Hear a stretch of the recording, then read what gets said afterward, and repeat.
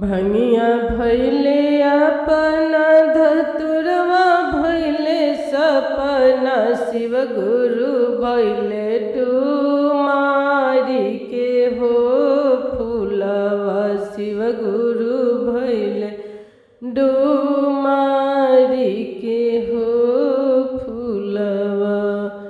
बेलपतैया भैले अपना धतुरवा भैले सपना धतुरवा भैले सपना शिव गुरु भैले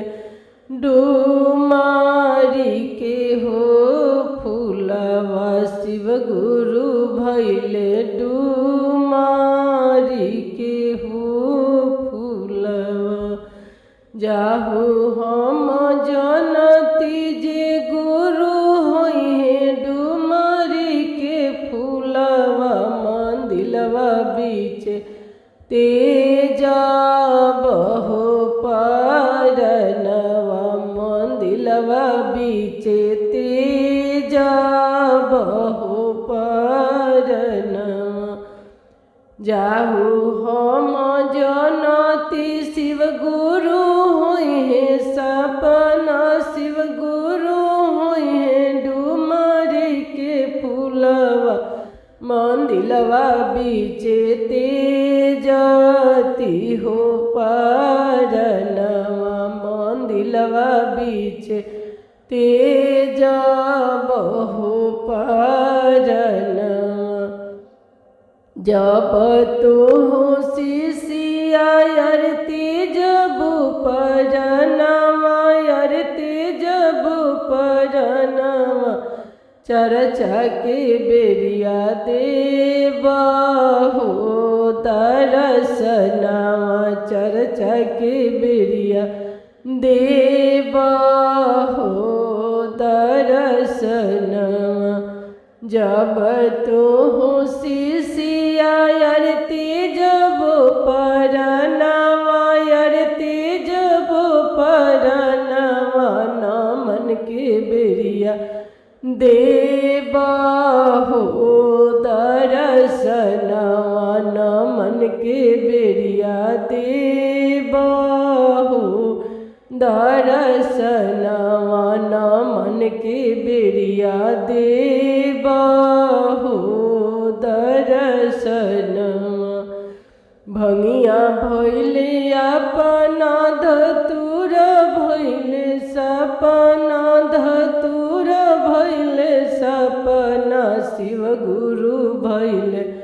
डुमारी के हो फूलवा शिव गुरु भैले डुमारी के हो फूलवा जाऊ हम जनती शिव गुरु होइहे डुमारी के फूलवा यार डुमारी के फूलवा मंदिलवा बीच तेजा बहो पारनवा मंदिलवा बीच तेजा बहो पारनवा